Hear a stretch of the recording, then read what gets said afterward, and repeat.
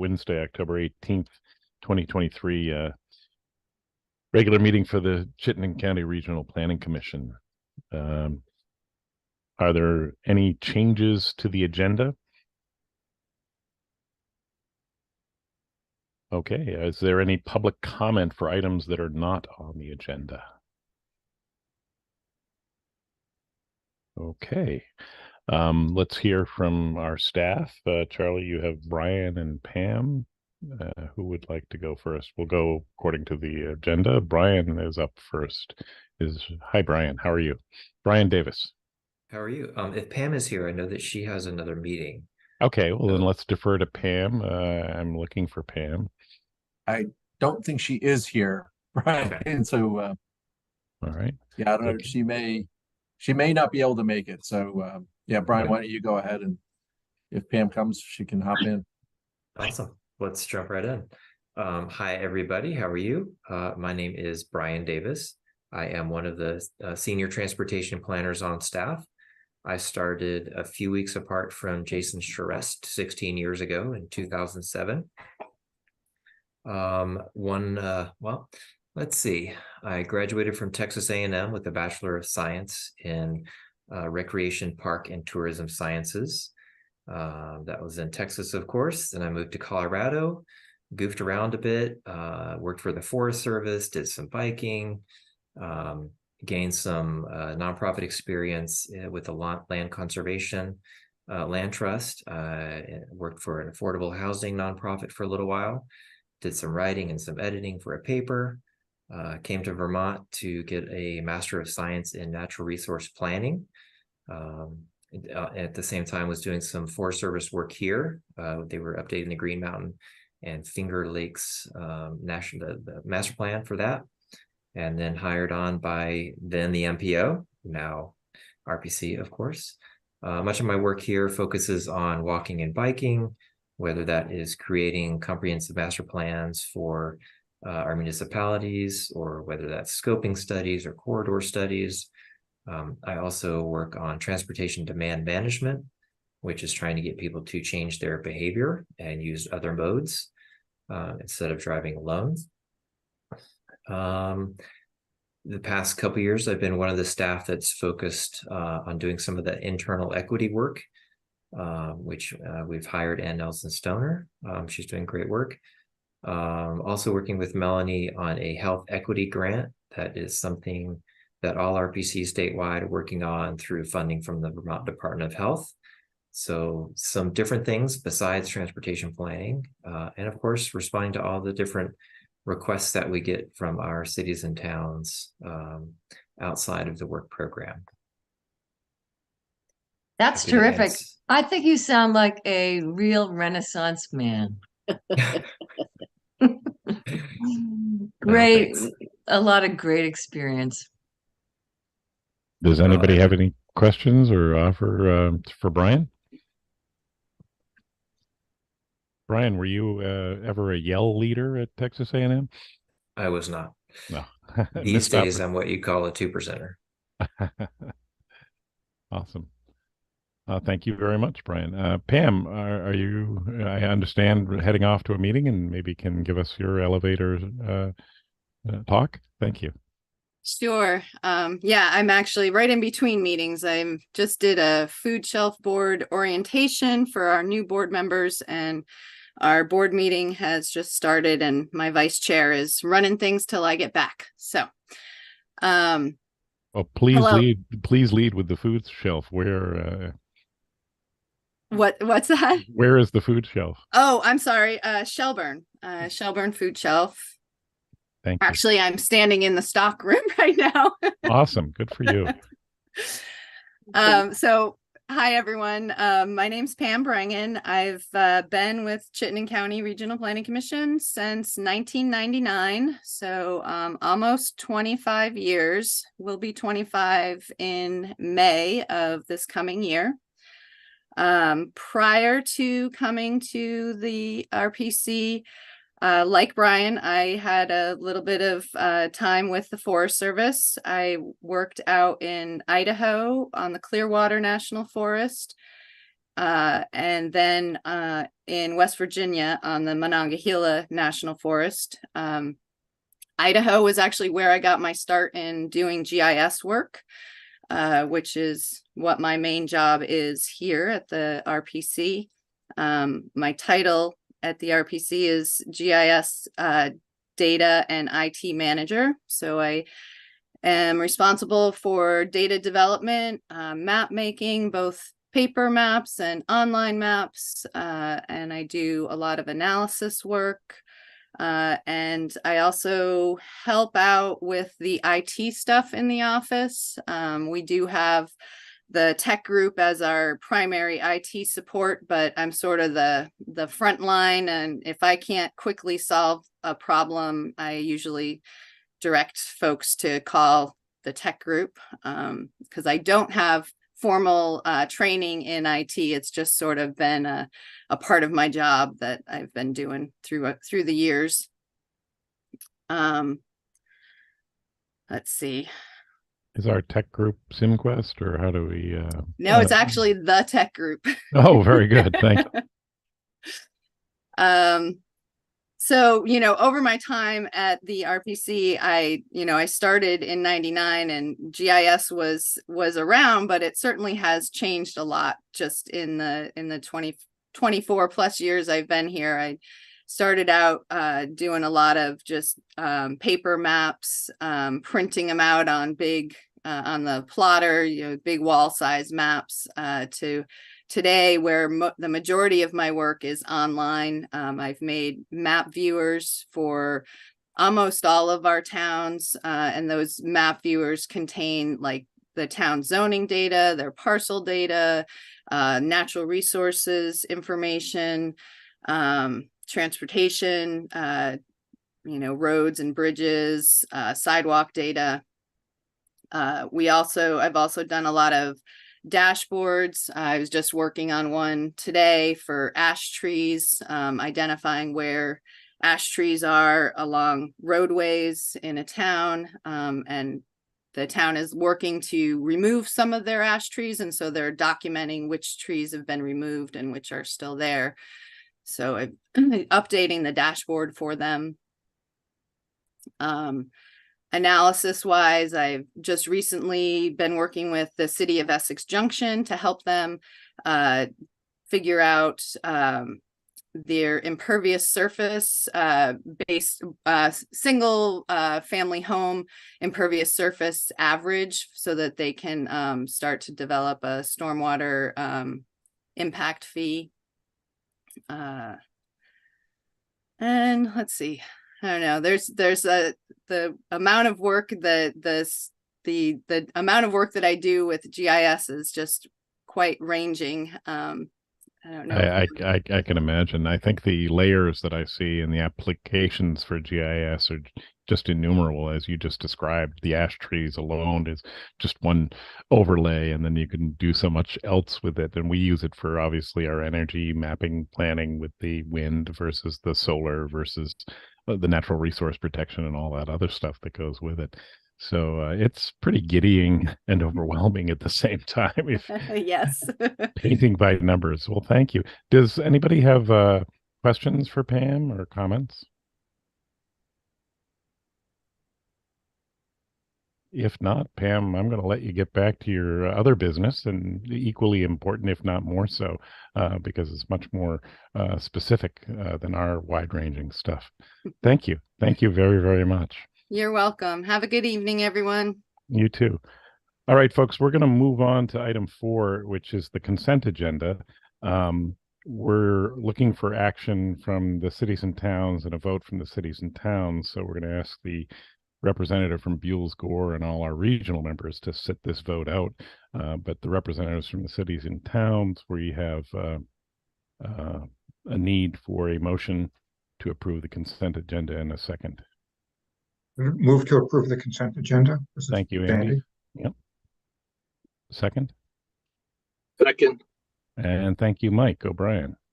All those in favor, please say aye or raise your hand. Aye. Aye. Aye. Anyone opposed, please speak up. Okay. All right, we're going to move on to the minutes. We have two sets of minutes. Let's deal with them one at a time. We have the first one from July of 19 of 2023, which we had tabled in last session, if you'd remembered. And so I'll need a motion to approve that set of minutes in a second for that. Motion to approve. Thank you, Catherine. Second. Thank you, Benjamin. Any discussion or further look at the minutes from July? All the errors that I had logged, as well as some of the other folks, to my eyes, have now been ameliorated. Great, and thank you for making the motion, Catherine. Yes, the minutes are going to reflect that which was said, not often of what we think should have been said, but I think it was clear, and we worked that out. Thank you. Please, all those in favor for July's minutes, please say aye. Raise your hand. Aye. Anyone opposed or abstaining, please speak up. I'll abstain. Garrett? I'll abstain too. Mike I'll abstain. abstaining, and Joe Segale abstaining. So we have three folks. And I will abstain as well. All right, so we're going to have John Zacconi, Joe Segale, Garrett, and Mike O'Brien. All right, thank you very much. Let's move on to the minutes for September 20th. I'll need a motion for that. Move to approve with Thank you. corrections. Thank you, Andy. And Second. a second. Benjamin, thank you for the second. Is any discussion now of the minutes for September? Anyone find any errors? Chris, yeah, Mike O'Brien. Go ahead. Christine Lott was there, but so was I. So the attendance needs to be tweaked, huh? Yeah, I just add my name someplace. It doesn't matter where. Since my name was mentioned in the minutes, that I made a couple motions that I probably should be in attendance. Yes, you should. Okay, so noted. Any other corrections, adjustments? Yeah, you were in September. Joe, go ahead. Yeah, I have on page 7, line 39. Page 7, line 39. Said Joe Segale, Huntington. Joe Segale said Huntington is working to expand the village center. Maybe I did say that, but we're not actually working on it. We're just discussing it. It's a little bit different. We just discussed it briefly. So you're saying is discussing expand? Yeah, you can just say is discussing the village center. Okay. And I think that would be fine. All right. You have that, Amy? Thank you. Dan Albrecht was also at the meeting, so the attendance will be modified to reflect everything that Mike said, as well as Dan being at our meeting. Okay. Are we talking about the minutes of September 20th? We are, Catherine. Well, Mike and Christine are on the agenda, are in the present for the September 20th. Oh, good. Thank you. That's cool. According to my draft. So I'll just add Dan. I thought that I had, taken some print screens, so that's good that you verified that. Thank you. Yeah, Yes, double check, because my copy doesn't have me down. It has two columns. Your first column is Winooski. Oh, Second I'm sorry. column is Winooski, Christine Lott. I'm sorry, I missed that. Yeah, it's in it sort of reads a little, column across. So, Yeah. And then Dan Albrecht, I think, as Amy points out, is not listed, but should be. So My apologies for not reading it that closely. okay, so we have those corrections as noted. Are there any other corrections? Anyone else? If not, everyone in favor, please raise your hand or say aye. Anyone opposed or abstaining, please speak up. Another abstain. Garrett and Jackie are abstaining. Anyone else? Okay, those are some quick action items. Thank you. We're going to move on to municipal dues for fiscal year 2025. Is this for us, Charlie? Forrest, do you want to address it, or? It is a money item. It is a money item. I will start. How's that? Sounds good. Are folks looking at the memo? Excellent. Yes. Okay.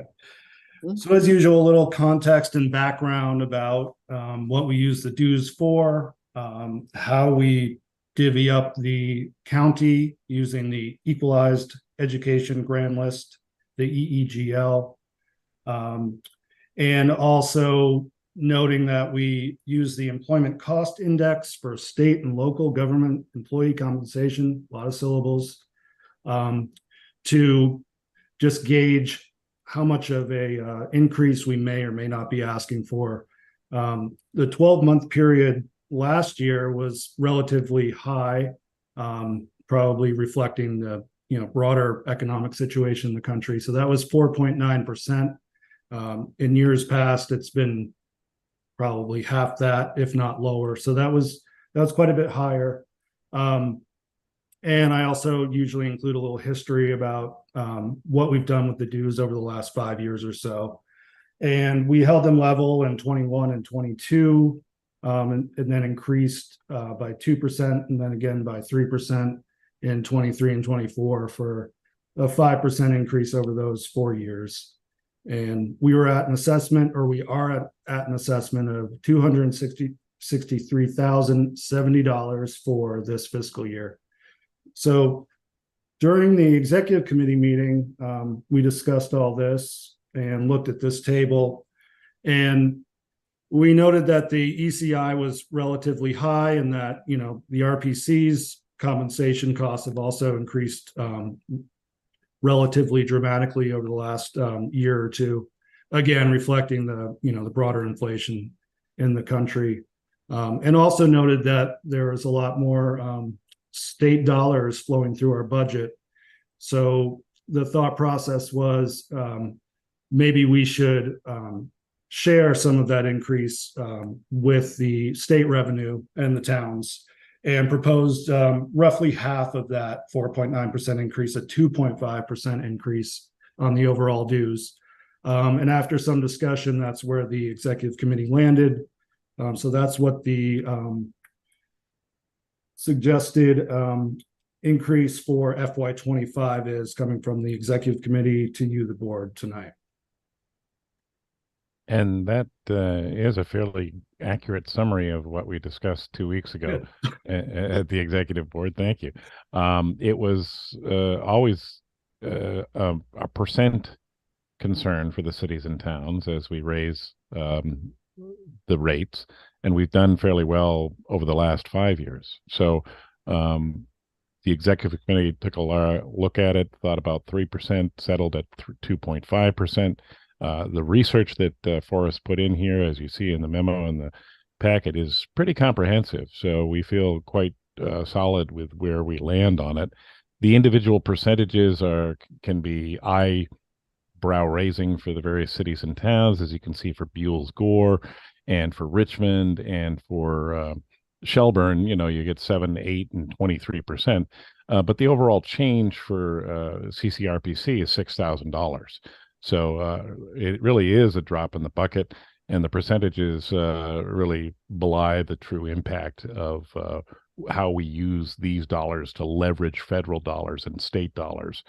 So this is a solid investment, and certainly with the amount of money that we were bonused over the last year, I think we've been able to keep it to a level where we thought this would be appropriate, and keep our powder dry for the potential of lean times ahead. So any further questions for Forrest, myself, or Charlie on this? Concerns?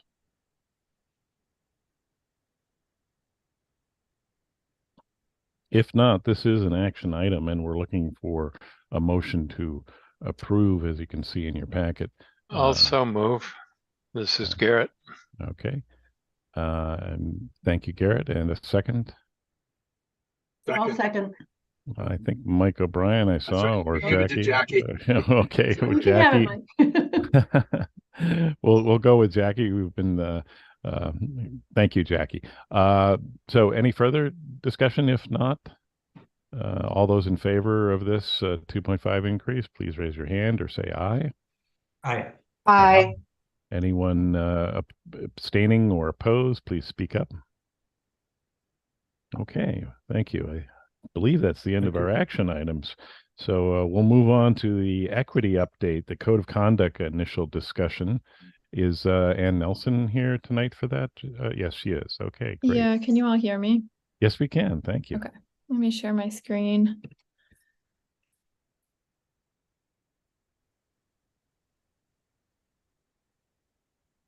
Okay, can you all see that? All right, so again, many of you have already seen this, but we are, now that we're kind of through the equity statement process, we are working on developing a set of organizational core values and a code of conduct. So you've seen this slide before, but we already have a mission statement, the why do we exist, and the vision statement, what's our goal. We now have an equity statement, and now we're working on this core values code of conduct. So in order to kind of uphold that equity statement, to work towards that and our mission and vision, how do we need to behave along the way? Following this will come some more details on the equity action plan, which is the nitty-gritty of what the work actually looks like. So CCRPC currently has an administrative and operating policies and procedures document for staff. In this document, we have kind of general conditions for working, like, you know, I think dress code, hours of work, pets at work, things like that, telephone use. We have language around conflict of interest, and then general conduct. Oh, dress code's there, smoking, drug use, things like that, packages getting sent to work. And we have language around harassment and discrimination that it just got updated through the use of an HR consultant, and we have substance abuse language, and that's pretty much it. And then we have a board member handbook that I assume you all have already seen that does have some kind of code of conduct-y language as well. The hope is to kind of develop one document, one code of conduct that applies to anybody who represents CCRPC. So whether it's staff, committee members, board members, everybody should be upholding this code of conduct.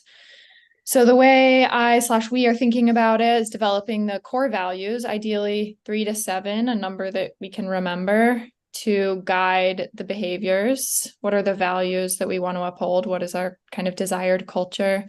The code of conduct, which is the behavioral expectation, the how of the values, and then a policy plan for operationalizing and upholding this code of conduct. So how do we hold each other accountable? What does discipline look like? Dialogue, conflict resolution, what does that process look like when somebody feels harmed, something goes wrong?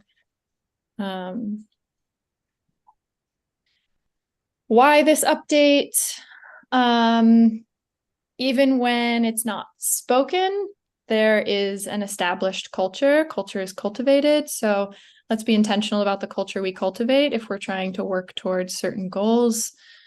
It's helpful for everybody representing CCRPC to know what is expected of us. It gives us structure, and it allows to hold each other accountable and hold ourselves accountable. It fills in gray space between, right now we have language around harassment and discrimination, a lot of the like legally mandated and framed language, but there's a lot of gray space of, okay, well, what happens when there's a little bit of conflict or somebody feels harmed but doesn't want to take legal action? So providing some clarity in that gray space, assurance for folks that poor conduct will be addressed. And then lastly, it provides us with a backbone so that we can make value-driven decisions. So some of the questions that have come up, these came from staff. We had a harassment and discrimination training that kind of went through the legal process, but there were a lot of remaining questions that we're hoping to kind of start to address with this code of conduct. So again, like, how do we define unacceptable behavior? How does it differ from harassment and discrimination? What do we want to do? Or what do we do if we want to address an issue but not take legal action? How do we handle inappropriate behavior by board members, committee members, other staff members, others outside the organization, such as contractors we hire, or maybe even the public during a public meeting? What's our personal responsibility for reporting behavior that doesn't directly involve us? What options do we have for handling conflict that exists outside the kind of formal process? How do we talk about and handle intent versus impact? How do we support others who have experienced workplace harassment and discrimination? How can we feel comfortable bringing up issues and also create a space for people to grow and learn? So similar to the equity statement process, this kind of started by meeting with staff in small groups to think about values. What are the values that we currently strive to uphold in our work? Where is there area for improvement? What values encompass what we think we're doing, what we hope to be doing in these communities we're working in? Last month, I did a similar workshop with the Equity Advisory Committee to think about values. So what values do they hope that we uphold in our work? This third one should also be bolded. That's what's already happened. But I just met with staff again a couple of weeks ago to kind of keep digging into these values and then start to think about actual behavioral expectations that come with those values and implementation strategies and conflict resolution processes. This will go back to the Equity Advisory Committee next week, and then back to staff, and then to the Executive Committee, hopefully in December, and to you all in January. So, Ann Nelson, remind Yeah. us again, I'm trying to fit the core values. I'm sorry, the code of conduct is the second step. We've had the mission as the first one, and then the third step again. This was one of the very first slides you showed. Yeah, the step that comes after the code of conduct. Is that what you're asking about? Yes, it's the equity action plan. So it's what does the work actually look like? This is all about our behavior as representatives of CCRPC. And then after this, and this is already we're working on this now, is the equity action plan. So what do we actually do in our work? So that will come to you all. This slide just has an example of some of the values. On the left are values that came out of, is my summary. So it might, I might have gaps here, but it's my summary of values that came out of staff meetings. And then on the right is a list of values, ideas that came from meeting with the Equity Advisory Committee. So we're hoping to turn this list into, I hope 5, no more than 5 values. And then let's see. Some other equity updates, other things I'm working on, the equity action plan. I have an intern working with me to kind of flesh that out. We are updating the ECOS plan, so digging into that document and starting to plan community engagement for the spring and summer.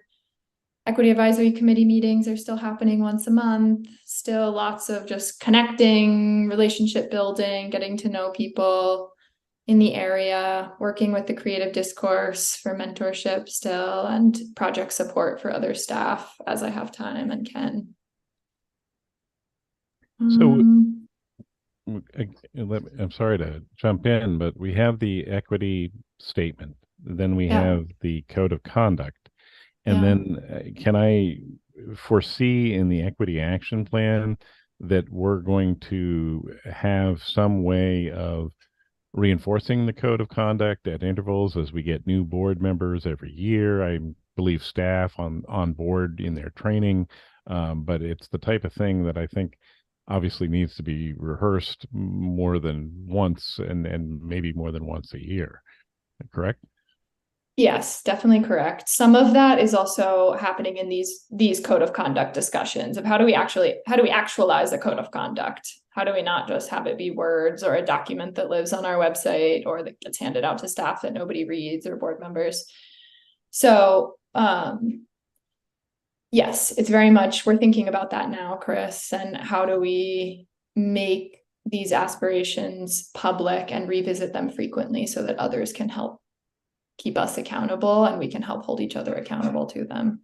It is rather wide ranging, so it seems that having examples from the many different areas, and because it's on a scale obviously of oh, that's egregious and oh, that's incidental, but they're Yeah. all illustrative, and they're all capable of helping us figure out what's appropriate and what isn't appropriate in different contexts with the contractors, as you point out, board members, and then within the workplace versus social media, or, I get off on my high horse and write letters to the editor.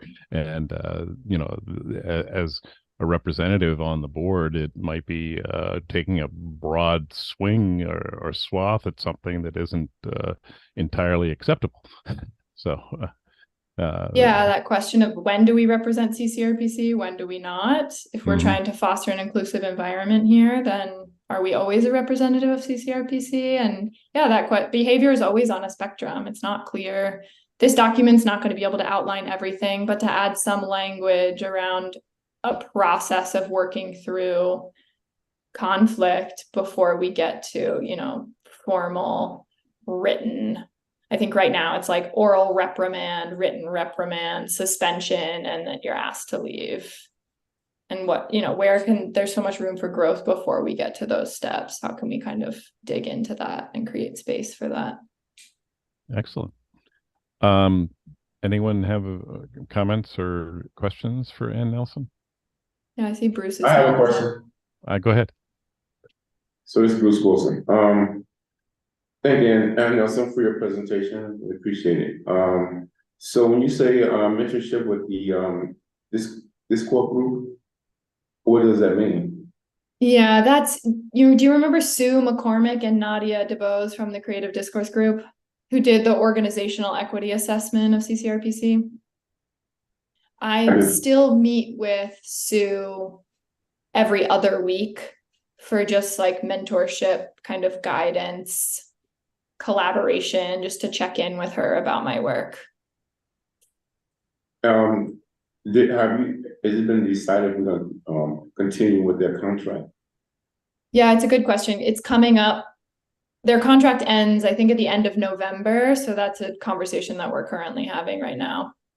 So we can talk about that too at the Equity Advisory Committee meeting next week, Bruce, if that's of interest. I don't know yet is the answer.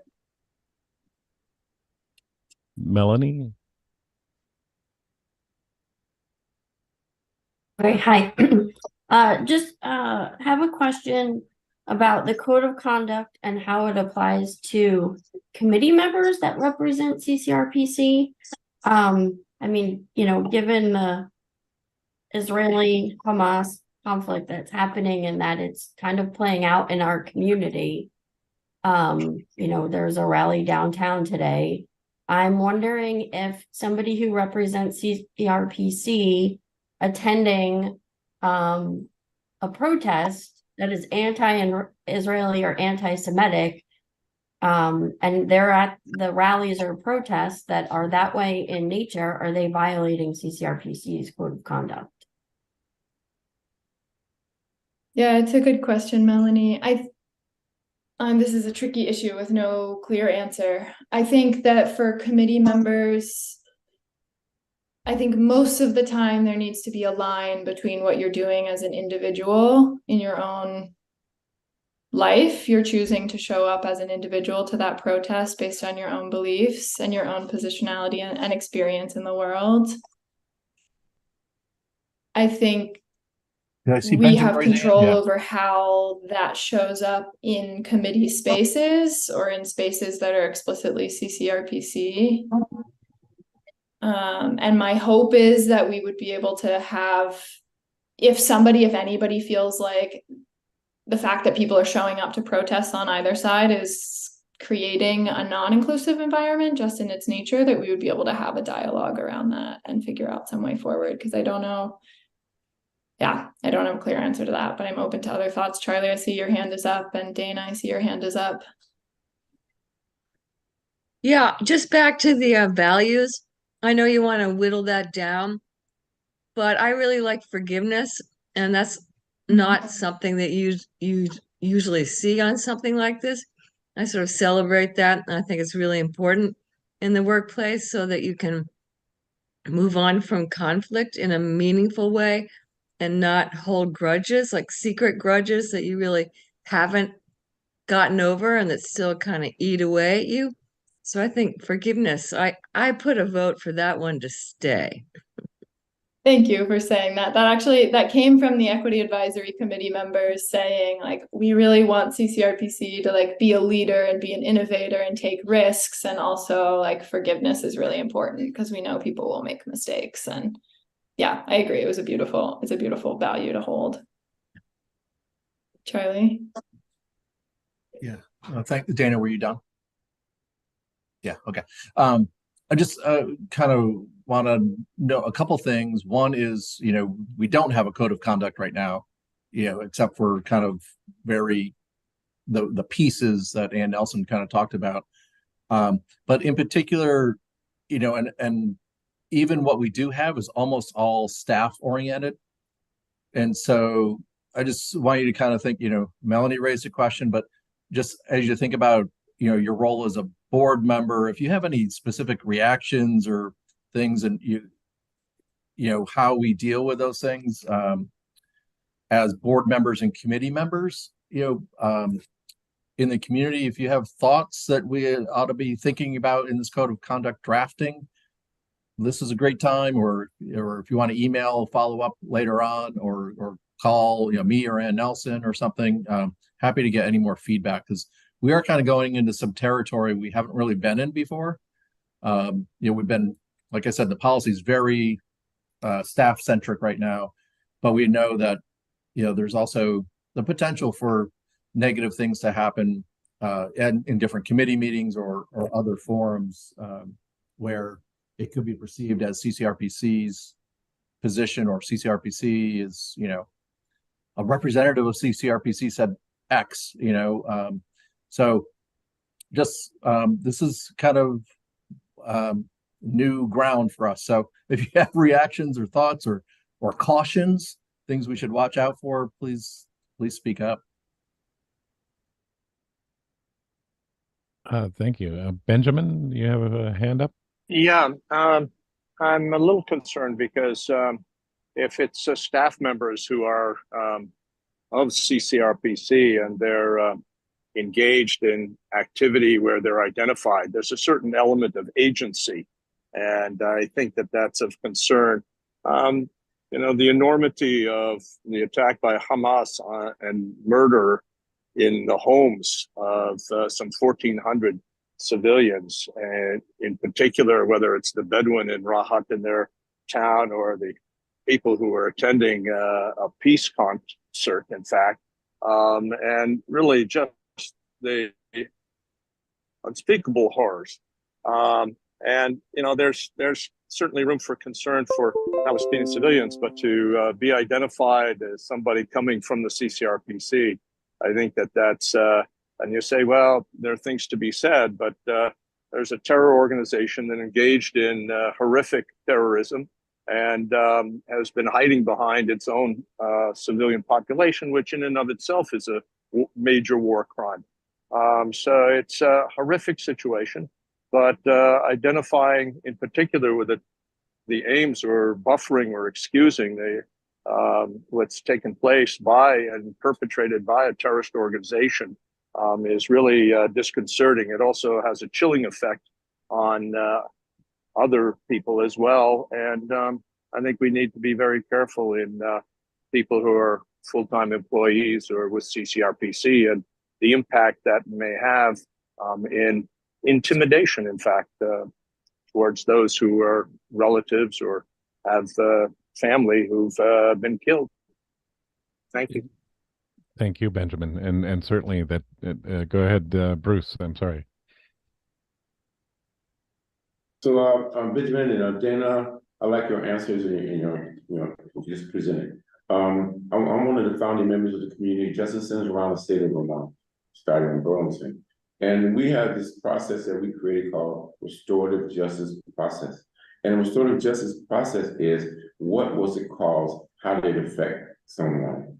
And so I think if a person go against the code of conduct, we could use the restorative justice process. What was the harm and how did it affect someone? And then from that point, you go to how do you make amends to the individual, the community, person who is offended. Thank you. I like it. I haven't dived into the restorative justice process as much as I'd like to. I've always marveled at the one that we have in our town, and I wished I've gained the knowledge that you have, Bruce, on that, because I do think it's widely applicable. So in that situation, and even though a lot of the incidences that we run up against seem very strangely specific. So other questions or comments for Ann Nelson on the work? Well, great. I'm going to look forward to our next update. Ann Nelson will be at your meeting next week. And then is anything coming to us in November, or is it more December? I think it'll we'll be, see. yeah, we'll see. It'll depend on kind of how these, these are hard conversations. These answers are not clear, and what we decide to put into policy and what we decide not to put into policy, it'll depend on how feedback continues to evolve. And so November, December, or January, stay tuned. All right. Yeah, it does move from the very large to the very small, as we can see. So, I mean, everything from microaggressions to, as I mentioned as my example, letters to the editor showing up at protests and being broadcast on the front page of the New York Times or something. So let's move on to the ECOS plan update, ECOS people review. Who is going to be taking that? I'm going to guess Taylor. Yeah, sorry, I was sharing, so I couldn't unmute. But yes, Chris, it is I. So hi, folks. Last month, can you guys see the presenter view or the presentation view? Presentation. We're good. Excellent. I have two screens, and one's on one and one's on the other. So I want to make sure you guys see the presentation. So last month, we talked about the ECOS plan, and we talked about ECOS prosperity, one of the three themes we've organized this ECOS plan under. Today, I'm here to talk to you about ECOS people. Before we jump into the people section, I wanted to provide a quick update on timeline. This slide last month had us starting engagement in January 2024 and wrapping up in August, September 2024 with a planned adoption in February 2025. Staff's been talking this whole month, and we really feel like we need more time to do engagement. And so we've pushed it back, adoption to June 2025. June is typically when we've adopted ECOS plans in the past at your annual meeting. So we know how to do it, meet all those timelines between January and June. But just wanted to note that we have pushed back timeline again internally. The one other thing I'll mention here in regards to timeline, we're still going to deal with our three main topics this next year, which is engagement with underrepresented or marginalized communities. We're going to talk about our regional municipal housing targets, and we're going to talk about the regional future land use map.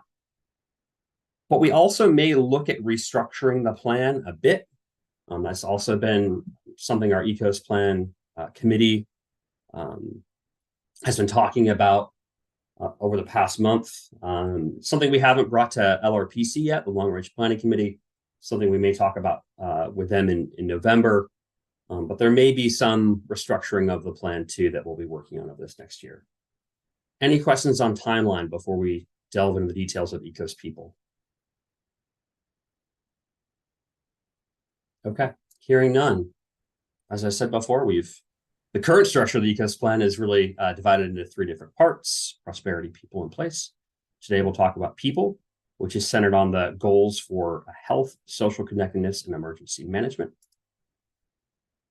Just a reminder to the board that edits as part of this second draft, because if you remember, we started way back in 2022 with the first draft, are really focused on data, are focused on addressing or threading equity throughout all chapters of the ECOS plan, and to directly address LRPC and PAC comments that happened during the first draft in 2022.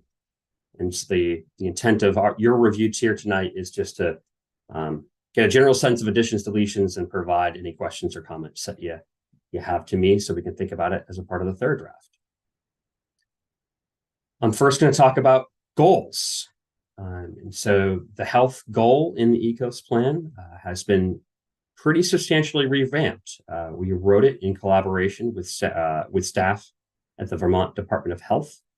One substantial change in that section is we've added quite a few indicators where we've tried to disaggregate data by population type, particularly around race or around sexual identity, to get a better sense of disparate health outcomes across different types of population.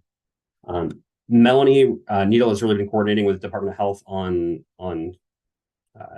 amending this section and working on this section. Melanie, do you have anything to add on changes to the health goal?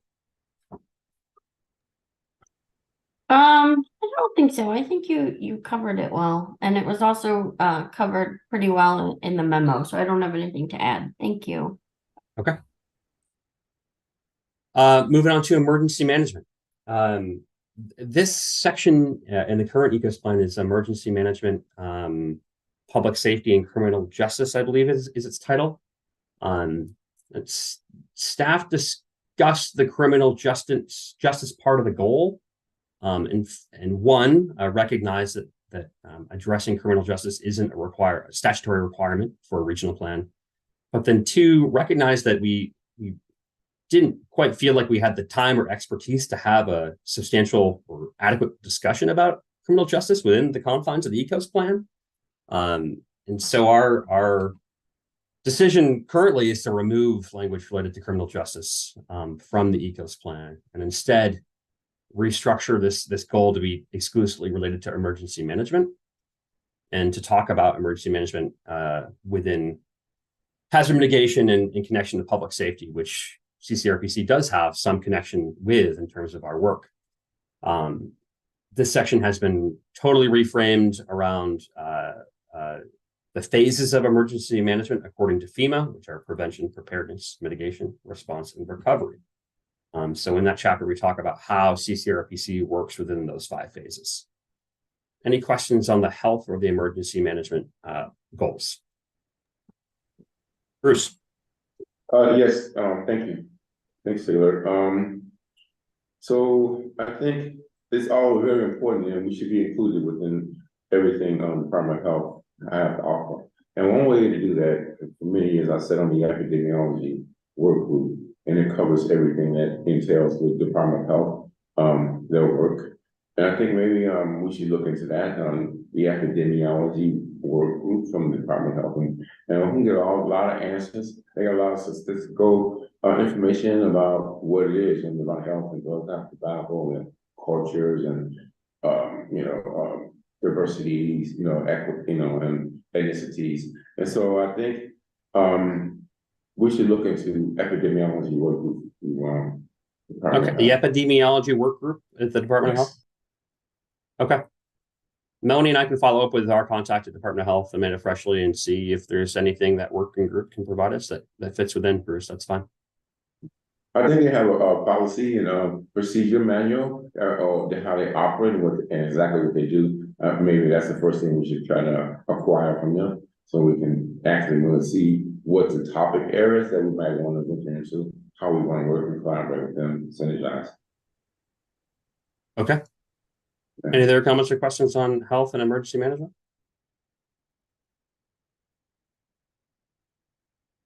Okay. Hearing none, I'll move on to civic engagement and social connectedness.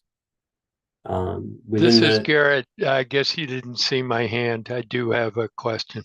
Okay, go ahead, Garrett. If I may. I noticed in the notes that it said the following indicators will be retired. I understand the crime rate and stuff like that, but I would think that for emergency management that possibly property crime, but definitely emergency service calls and fire calls would be key to understand what's happening now and what the trends are, because if there's an upward or downward trend, that makes for very different reactions. So I was wondering, it said you couldn't get the data, but don't fire departments have number of calls available and that sort of thing? Melanie's unmuted, so I'm going to defer to Melanie first. Yeah, I can take that one. Thanks, Garrett. Good question. So when we first developed that indicator in 2013, The data was available from the Department of Fire Safety at the state level. It was published in their annual report, very nicely disaggregated by county. And, we were able to obtain the data on that, no problem. But the last few years, the data has not been available by county. It's by municipality, and then it's broken up by every type of fire or EMS call possible. And then it is also in a PDF. I've tried numerous times to get it in a different way because it's hard to manipulate data that's in a PDF, and it's just been very challenging. So that was the rationale for retiring the indicator, and happy to hear feedback about that. I certainly understand that. If there is any way they can be pressured or whatever to get you the data, maybe in a spreadsheet or at least in an editable document, I would think it'd be pretty important for this aspect of the plan. But you know what you can do and what you can't do. We haven't tried to have Charlie send a mean letter yet, so we can try to do that next, maybe. He's good at those. No, good point, Garrett. And yeah, maybe we'll try the mean letter approach, but yeah, we'll do what we can there. All right, moving on to civic engagement and social connectedness. These sections are pretty light in the current plan. These goals are pretty light in the current plan in terms of key issues that are talked about. In the civic engagement section, we really tried to stress the importance of building public trust in local and regional government within that section, to encourage the folks to feel comfortable engaging with their local governments. And we also talked about the work that we're trying to do to overcome barriers to public participation. In the social connectedness goal, we talk about the importance of social connectedness, talk about the negative consequences, mostly health-related to social isolation and loneliness. And Nelson took the biggest crack at these two goals. And Nelson, anything to add here? Not really. I think there's going to end up being a fair amount of overlap between, like, some equity action plan content will get pulled into these sections, and I'm sure through community engagement they will change, but no, that's it right now. Any comments or questions from the board?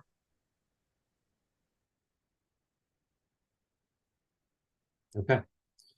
Moving on to the strategies and actions. There are 3 strategies and their actions in the packet. The first strategy is the health and safety strategy. That current strategy in the 2018 ECOS plan was not very action oriented and had a lot of just block text about health impact assessments and healthy community design. We moved a lot of that up to the key issues section, up to the goal. And so we try to make this section or this strategy more action oriented, and also wanted to acknowledge within those actions that we are really reliant upon partner organizations to do a lot of these actions. They're not necessarily CCRPC. In the governance strategy, this is probably the strategy that's been edited the least amount. So really just trying to provide some clarity and try to add some language here related to equity. But more substantially, we've added a new equity strategy, and we've directly linked that strategy to the draft equity action plan. So really trying to take the work that you heard about from Ann Nelson today, or that she's working on with EAC, in terms of how we're going to actualize our equity work, and then fold it here into our ECOS plan, our comprehensive plan that guides all our work. Any questions on these strategies and actions? Let's look at the governance, which seems to be the one least examined, Taylor. Do we presently track, I know as the chair of our local party in town, the national party, the state party tracks the leaning of the governing officials in town, both on the school board and on the city council in our case. But I'm wondering if, region-wide as a county, whether we're keeping an eye on what is the makeup of our select boards, what is the makeup of our school boards, and how are we doing in that regard, and publicizing that. And I don't know if that's an effective way to create change, but at least it's the beginning of a monitoring process. I know certainly in South Burlington's situation right now, the council's looking at a charter change, which has charter change committee recommendations that include expanding the school board and include expanding the city council, both of which would be great opportunities to increase representation from a 5-member board to a 7-member board. And there are opportunities in that regard. And then we have, again, a larger city. We have many subsidiary committees and boards, and how are they made up, and what is the vacancy rate, or what is the fill rate on those? I think things of that sort, because they all have impact. And it's a great example, as I say, in South Burlington, because we stand at the point where the Charter Change Committee may well recommend expansion, but the council or the school board might say, no, we don't want to do that, even though the wise elders that they appointed would be voting in that regard. I don't have a quick answer for you, Chris, but I know that topic is something we talk about a lot here as staff in terms of age, race, gender, size of board, income, right? Exactly. Income, you know, and so, Melanie, check me if I'm wrong here, but we don't have an indicator about that currently, just because that data would take a long time to collect. We can't get it in a systematic way. If the board feels strongly, we can talk about it and maybe add it as an indicator. I'm not sure how I don't know if we start with just select board makeup, or if we talk about select board and planning commission, or what we do there. But Melanie, anything to add there as someone who's been around for the last couple of ecos plans? I'm sure this topic's come up before. Or Charlie. Yeah, I'm here. So sorry, I was a little distracted with stuff going on in the background. Can you repeat the question, please? Yeah, just asking about if this topic of board representation has come up before, and tracking things like age, gender, income, in terms of board makeup as an indicator in the ecos plan. Has that been talked about in the past? I mean, we talked about so much when ecos was first established. So I mean, it sounds familiar, and I think that if we were to do that, we would have to do primary data collection. Yeah. So, it's possible, and I'm also reminded that, like, the city of Burlington, in some of their racial equity work, I think they were more interested in collecting demographic information about employees. So I think there's been like initiatives in sort of fits and spurts kind of asking this question, but it would be a primary data collection exercise. Okay, I saw Bruce offering his hand, Taylor. Thank you, Chairman. My degree in psychology. So when we use the word equity, which I haven't heard, I really haven't heard the word equity. Maybe I should have in my a lot of parts of my life. Coming out, graduating out of Northwestern University. But when I started hearing it, it's lately, it's because I was included with diversity, equity, and inclusion. And so when I see it, when people use this word like forever, like crazy, not here forever, I wonder if it's part of the diversity, equity, and inclusion. People like me. Does it mean money? I guess if somebody can explain to my little tiny brain what does it actually, what's the word mean? How are the ways we're using it? Governance, clarity, and equity. Equities, the new strategies align with draft equity action plan. I understand what equity action plan is, but we're trying to create that, but still. And so let me say this. So governance, clarity, equity, which could means money right there. And then you say you're gonna put it with the action plan, which means a lot of things, like bringing in POC, BIPOC, it means a lot. So, you know, I can be clear. I can be clear here, Bruce, if you'd like. Taylor, let me say one. It's an incredible buzzword to use. I'm not talking about you. I'm just saying it is a incredible buzz. So it confuses me. You know what I mean? Because a lot of people around the world, or at least in the United States, are using those words in their own buzzwords. There's diversity, equity, and justice, equity, diversity, and inclusion. And so, to me, those are incredible buzzwords. You know, but so I'm sorry. Go ahead, Taylor. No, it's a good point. I'll be clear about what I'm saying there in terms of specifically for governance. You know, for governance, Bruce, there's an action related under that strategy. There's an action related to civic engagement, where we talk about ensuring that we're providing equity-oriented leadership training to all civic leaders, to increase knowledge about and encourage service on boards and commissions. And so there it's about our role to provide that kind of training throughout the county to leaders.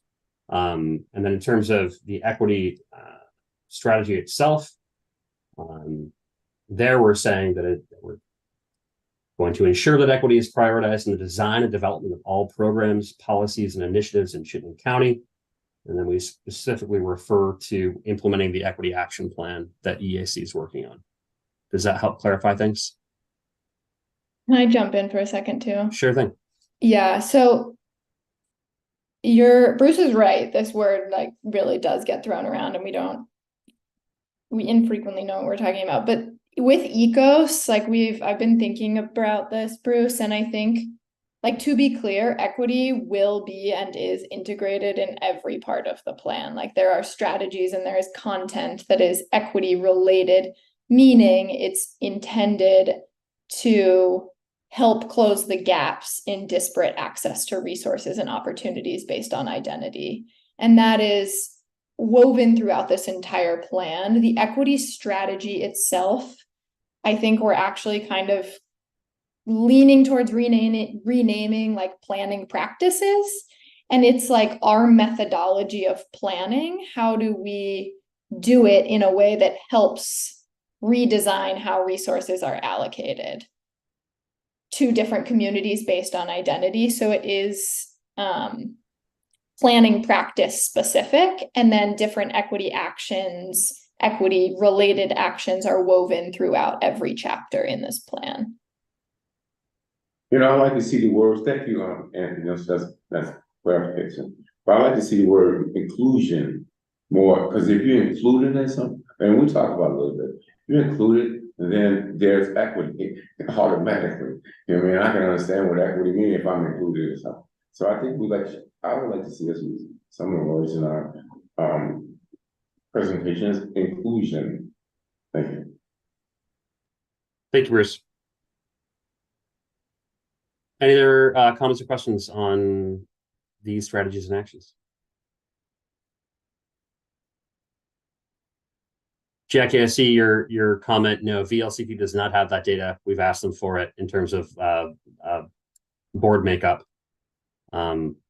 You know, and to be frank, we have a hard enough time just getting names and email addresses sometimes in terms of who's on what board in Chittenden County. So getting more detailed information may be difficult.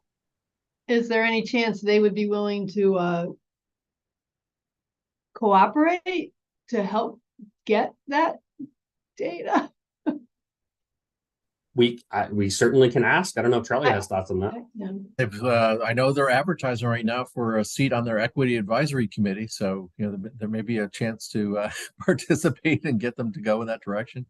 But I haven't heard that. I haven't heard them wanting to do that primary data collection either. But I'm curious as to whether they are talking about it within their equity advisory committee. So I'll talk some more to Ted about that to see if they are. Just an idea. Yep. Chris, that's all I had on ECO's plan. I'll be back with ECO's place, which is the meat of the plan next month. That's land use, transportation, trying to think what else off the top of my head. Infrastructure and facilities is there right now. Climate and energy. So a lot to talk about in November. Okay, great. And it sounds like we pushed the our own personal deadline ahead by at least 2 months, did we not, from when we last talked this last month? So we're now into January of 2025. And thank you, Christine Lott, in chat. I do notice that you had a very apt comment that each town is best positioned to collect that data themselves and then distribute it back to us. It would be great. And perhaps even VLCT. Be wonderful. Great idea. Item number 9, the S100 studies. Is that going to be you, Charlie? Yeah, yep, I got that. So included in your packet, and I guess I will share my screen, is kind of the latest draft. And sorry, give me 1 second here while I make sure I can see all of your faces. I'm going to kind of walk through this, and as I'm walking through this, just to give you some context, the legislature has asked the RPCs to look at coming up with common land use areas and common definitions and criteria for them to consider making some more detailed changes in statute. Why are they asking us to do that? Because this conversation always starts off with, well, the RPCs, they all kind of do similar stuff, but it's not the same. And in particular, there's conversations going on in the Act 250 study and the designation study that would likely have the state rely more on our regional future land use map, like behind me here. And I know you can't see the detail on that, but so we are having conversations about trying to get to more consistent terminology, and this is where we are right now. And if you have feedback or questions about like some part of your municipality, where would it fit? Like, please bring it up, because I think the more scenarios that we think about and think through, the better these new areas will be. There is one other thing I'll say about this is the RPCs collectively, or maybe I should more precisely say the RPC directors, are really only interested in amending our future land use maps in our regional plans if they are going to be used for some real purpose by the state. If they're going to be used for assigning designations or Act 250 exemptions or some other purpose, infrastructure investments, then there's an openness to doing this, but nobody wants to do this just to make our maps pretty or use the same colors, right? Like that's we only want to do it if there's some policy purpose to it. So with that, any questions kind of about context or background before I launch in? Garrett, are you applauding or raising your hand? Both. No, it seemed to me in reading through this that I wondered if I don't know what other RPCs have, but this seemed very similar to ours. Yeah. I mean, and honestly, right? I mean, all the people doing these plans, got some sort of planning education along the way, whether they did in college or through work experience. But yeah, we're not singing from radically different books of music. It's similar, right? We're always talking about the same kinds of areas, but we don't use the same terminology. No, but it did seem pretty close to ours, to where at least for us it wouldn't be a major adaptation. And for example, the Hamlet area, not to steal any thunder or anything, but that seems like a reasonable addition. Right. But still, I just wanted to point out that the basics are very, very close to what we're doing now. Yeah, and I think that's fairly true for the rest of the RPCs around the state. So I'll walk through this. Sorry, there's 8 of these, so that's why I scheduled this for 30 minutes. So this will take a few minutes to walk through, but I'll do one at a time. The planned growth area, just kind of what it says. with a couple nuances, note that we're talking about not just where development is now, but also where planned growth is, sorry, I'm trying not to use the word planned over and over, but so forgive me if I do. But where growth is planned in your community. And typically, because we're talking about the densest parts of our communities, if you scroll down, and look down here in the bottom, I'm hoping you can see my cursor here, community water and community sewer. So you either have, water or sewer, or it's planned. All right. We have some communities that are working on getting water or wastewater into their villages, et cetera. And this is the highest density area. And as Garrett said, this might be a combination of land use areas we have now, like our metro, our suburban, our centers, but it's conceptually the same. That's where we're trying to have growth happen. Any feedback on this one? All right. Please don't try to be nice to me. Tell me what you're thinking. Garrett saying I won't be. All right, thank you. Village area. So this is kind of, we're using the term area on purpose because we have a village center designation right now, right?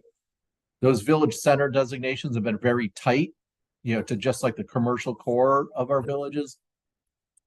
One of the conversations that's going on in the designation study is that they're too tight. They need to incorporate the residential area around those village centers. So hence the term village area.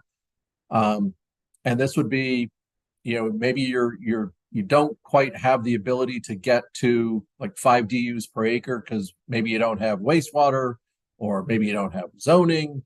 Who knows? But you're missing like at least one of those elements. And so these are probably important centers in our towns, but they're not fully ready to have a lot of growth happen. Any feedback on this one? I have a question, Charlie. Yeah, Joe. I guess it's here that last point in the bolded area. When I first read it, I thought I found it a little confusing, but I think after you just explained it, it makes a little more sense to me. But it is possible that there could be a village area that has water and wastewater and zoning, right? Yep. And so I don't know if this is meant to be like, would those areas be excluded from a village area, or would those just be considered a planned area? I think the way it's been getting talked about amongst the RPCs is if it has all those pieces, then it bumps up to the planned growth area. Like that area is assuming the town wants that, right? There's some conversation about we're talking about this and it sounds a little top down, like the regions imposing these things, but I think we're intending that this is a more municipally driven process. There's more bottoms up. So if the town wants growth and they have all those pieces and they want to be a planned growth area, great. If they might have the pieces, but they don't want to have growth, maybe they stay as a village area. Right. And I guess maybe the key part of that is the zoning piece of it, which it may, because, the planning area has I think you said it was 5 dwelling units per acre. Right. And it's not zoning per se that is a defining characteristic. Maybe it's the density that is. Yeah. Well, and S100 has now required, if you have water and sewer, you have to allow at least 5 DUs per acre. Right. So. Oh, really? Okay. Yep. So so there are some other dynamics going on here. So anyway, that's okay. Other thoughts on that? Oh, Catherine. Yeah, having village centers and village areas around the village centers, so the village area would you're talking about encompassing both of those now rather than just the very tight village centers, because technically, we might have some have Nobody really has sewer. In Jericho. in Jericho, but at the same time, our zoning has for years allowed 4 dwelling units per acre in the village centers. Yeah. So adding, an additional one isn't an issue. It's just how, eventually we'd like to get maybe some community septic, but it's never, because we have 3 different village centers, it's never going to be a nice tight area like Richmond or something like that. Yeah. Right. Yeah. Not having that wastewater makes a lot of difference in how things play out, right? Yeah. Yeah. So I think, I think your villages, and Jackie, probably Colchester, like where you don't have that centralized sewer system. I think we'll have to have some conversation about, what is your zoning, what's available on your, I think most of them have some public water systems. So can you get to the 5 DUs with just water and your zoning? Like if you can, maybe you're a growth area. If you can't, or you don't want to, maybe you just stay as a village area. And they're trying to like thread the needle here. There's still probably some growth here. It's just at a different density, right?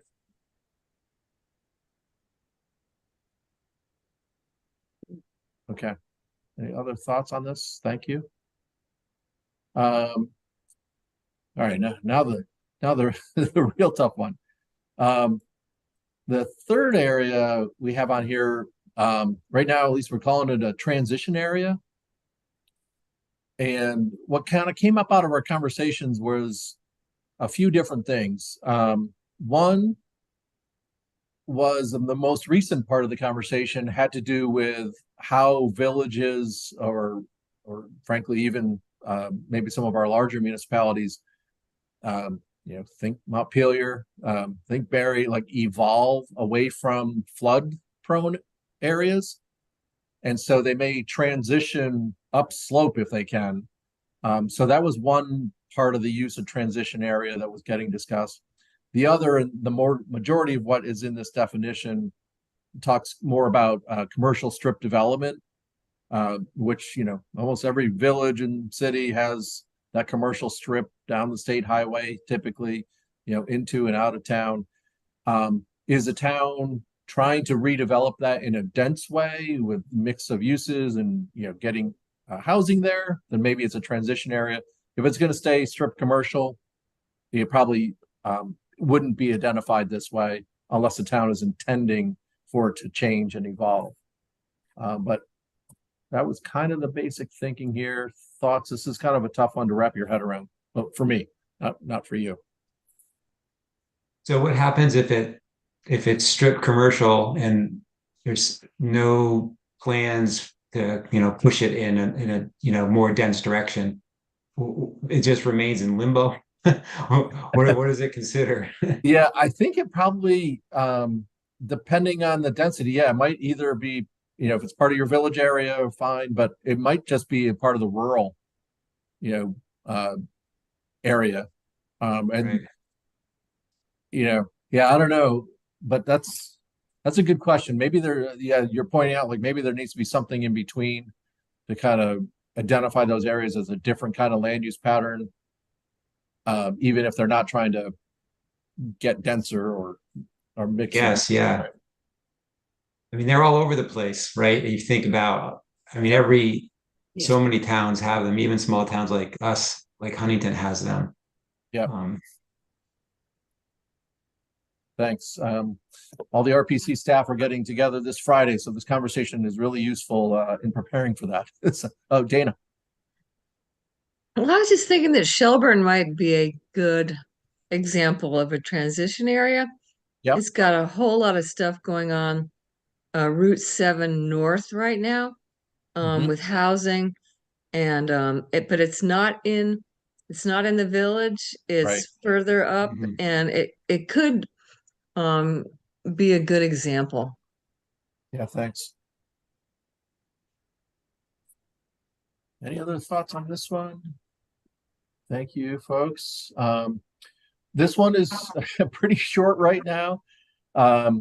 Most of the regions have identified ski areas as kind of a specific type of land use area. right? It's involving a lot of, slope, recreation area, and, the lodge and the housing and stuff, as its own kind of land use area. And obviously, when you think about Act 250, these areas are a lot of why Act 250 even got started. So this is pretty basic right now. But for us, it would be Bolton Valley would end up in this category. Any other thoughts on resource-based recreation?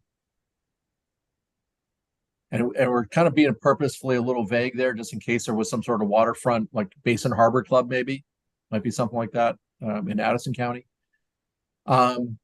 This next one, enterprise. So this was noting that outside of the planned growth areas, in some communities, there might be a business park, industrial park that's kind of down the road, not really adjacent to anything, but kind of out there on its own. So having a way to identify those. Yeah, I don't have too much more to say on this one. Any feedback, concerns? Okay. And then Hamlet. Yeah, thanks, Garrett, for reading this. We don't have this particular land use area in our region right now, but there are most of the regions do identify these kind of crossroad locations where there's a small cluster of activity that happened historically, but they don't have any of those public utilities, and maybe they don't have zoning even. And the kind of the thought is that they may be identified. They're pretty small on a regional scale. They may just be a point on the map or some sort of symbol. Say, hey, there is a kind of a small settlement here. Let's just acknowledge it and identify it. Any reaction to that one? Yeah. Can't you just basically identify them by the speed limit dropping? Could be if the speed limit does drop. Yeah, Catherine. Well, you just described Jericho Center. I mean, that was. Come on, you're more than a hamlet. No, Jericho Center, because we have Jericho Corners, which has the water, and that's why I said we have 3 different areas. Gotcha. But there is a tiny section that we did push through to become it's considered, a state designation of village center, but it's very tiny because it really is. It's got a school, it's got a church, it's got a store, it's got a library, and just historic homes. And it's a historic district, but it has no water and it has no septic, other than individual. One thing, and we do have a drop in the speed limit. Oh, there you go. Garrett's gotcha. One thing that we were thinking is that if you've gone through the process of getting a village center designation, then you're probably in the village category. Right. Just to say you've done a little bit more work. So the hamlet is really those places where none of that's happened. But that's a good example, Catherine. I'll take a look at that more closely. My thought was more along the lines of Hanksville and Huntington. Oh, exactly. Yep, I think that's right. Yeah, I was gonna mention that, and there's been a very minor controversy about whether or not Hanksville we would consider that a village or not in our zoning regulations, and we decided not to. But yet it is a place, and there is a little bit of a cluster of buildings there, and there's some history there and everything. And I think having some kind of designation that recognizes that, and then again, it depends on how this is all used. But if it becomes something that can support policies, whatever, to address whatever needs might be in those areas, I think it's great. Yeah, I like this idea. Yeah, thanks. And then the rural areas, there's really kind of 3 different types of areas combined up here. Well, I guess subbed. The first one is just, I don't know, I'm not sure this is the right term right now, but we just call it rural general. I've been thinking this is more like rural residential, the large lot residential areas that we have in our towns. And then kind of going up the rural spectrum, if you will, farms and forest land. So the productive lands. identified specifically. And then finally, the lands that are intended for conservation. We don't have a ton of definition here yet, in part because the Act 250 study is talking about what they want to do in terms of protecting natural resources and important resource areas. And so there may be, if they're coming up with an idea about what exactly those resources are, we might be mirroring that, at least for this conservation perspective, but it hasn't been cooked up yet. So we're being a little bit vague here right now. But the other thing that we have been talking about is the RPCs. For those of you that are a little bit familiar with enhanced energy planning, you may remember possible constraints and known constraints that we talked about back then, and how those constraint areas that were done as part of that planning process, we need some way to figure out how do they relate to these rural areas. So that's a lot of the conversation I think we're having next Friday as well, or this coming Friday. Any other feedback on rural areas? Oh, and I think the third issue kind of going on here is the 50 by 50, 30 by 30 law. I'm sorry, it has a better name than that. But the legislature passed a law this past session with the objective of getting to 50% of the land conserved in Vermont by the year 2050. Somehow they're going to need to prioritize that, and it may be somehow connected to these maps. But I've kind of kept counseling them with a lot of guidance and direction from DEC, right? Like the environmental agency's got to identify, or maybe A&R more generally, got to identify what they want to have protected. Garrett. Wondering where agricultural fits into this. Yeah, that's that middle category of rural. Yeah, just because it certainly needs to be separated out, whether it be, I in reading through it missed that second one. Yep. So rural general is undeveloped, rural ag and forestry is farms and sugaring operations and the like. Yeah, I think rural general, I don't know that it's undeveloped as much as it might be real low density residential. Okay. Right. And we have a lot of, 10-acre lots out there, or 25-acre lots.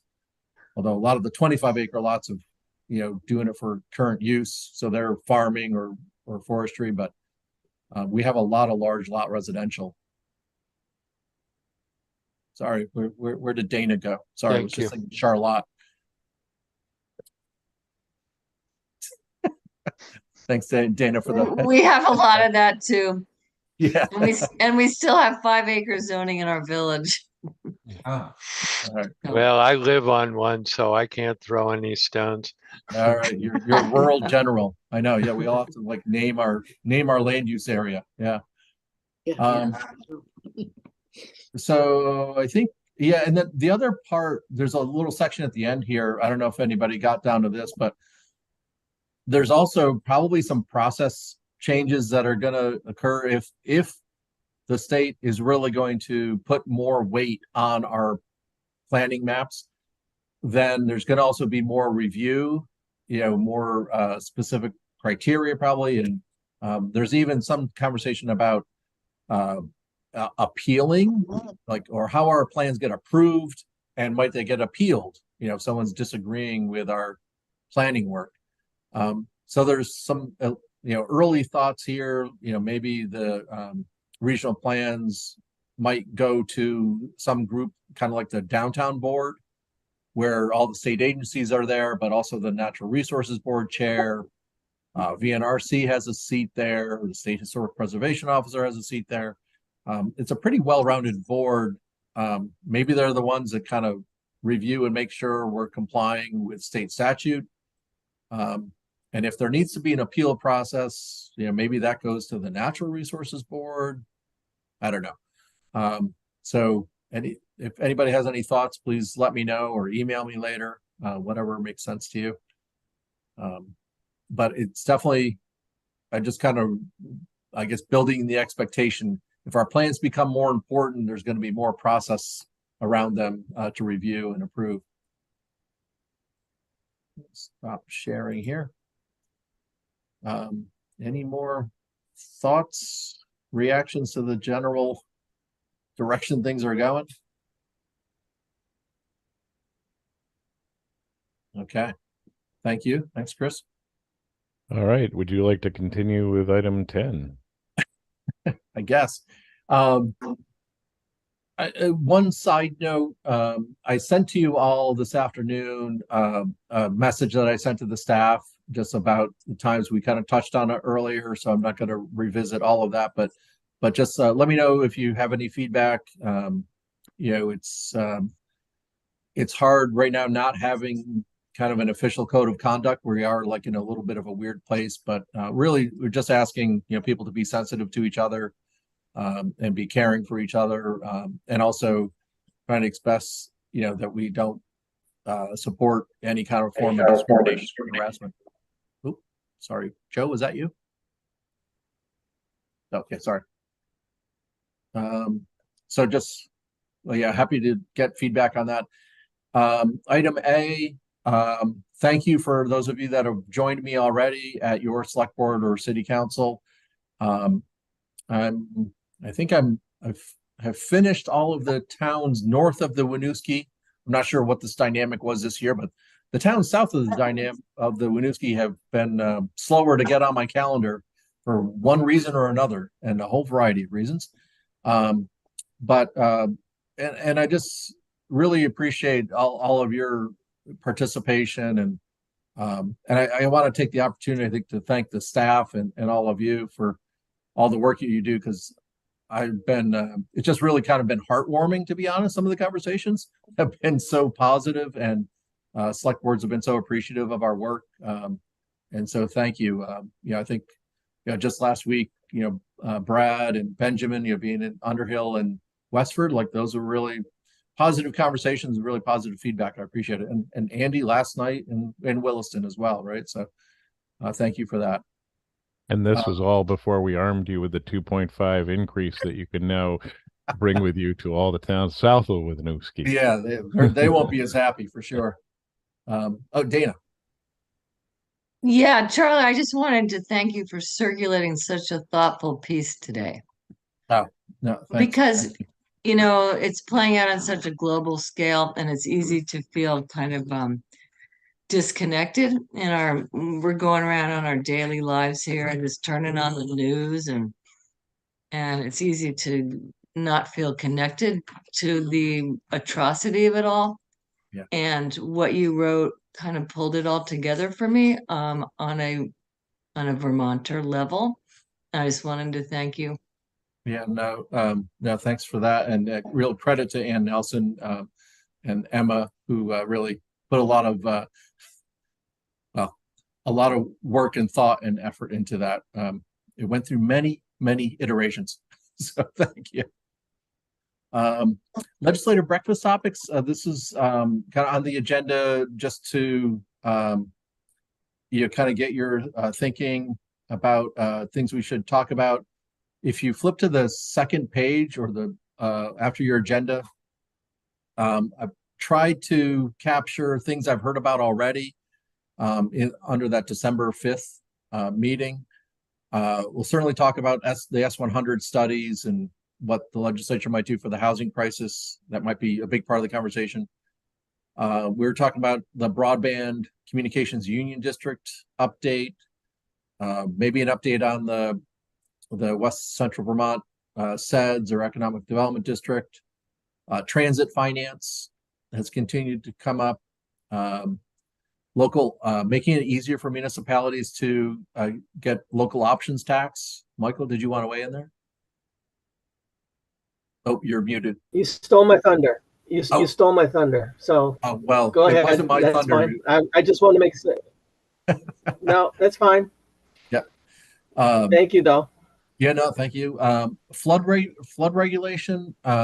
We're anticipating there's going to be a lot of legislators interested in doing some policy improvement on, being more flood protective in Vermont.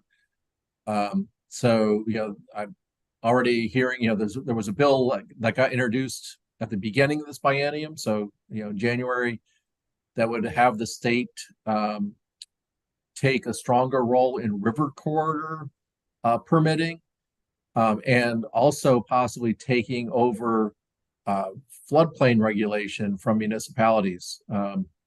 So I don't know where that'll go. I don't know exactly what we want to say about that, if anything, but it's definitely a topic that we're hearing from a number of legislators. And the other policy issue that we expect to be in front of the legislature is a renewable energy standard. There's a lot of detail in there that I'm not going to pretend to understand. So I'm not sure how much or how what we will, if we need to say something about that.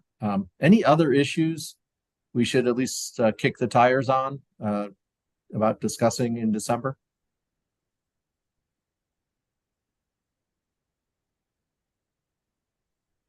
All right, you want to get done early. Got it. Chris, back to you. All right. Well, thank you. And we'll look forward to, I think that's a rather full agenda for talking to our legislators and getting their ear before they disappear into the night over in Montpelier. And we have our November 15th meeting next month. So for the rest of us, if you're interested in deeper dive on committee liaison activities and reports, they're in your packet for the Executive Finance Committee, the TAC, the PAC, the QUAC, the MS4 subcommittee, and the Equity Advisory Committee. Other than that, I will look for a motion to adjourn. Garrett, thank you. And a second? Nobody's in a hurry. I second. Thank you. I'll take Benjamin. Thank you. And then all those in favor, please say aye. And anyone opposed or abstaining, please hit the leave meeting button. Aye. And thanks, everyone. Thank you, everybody. Thank you.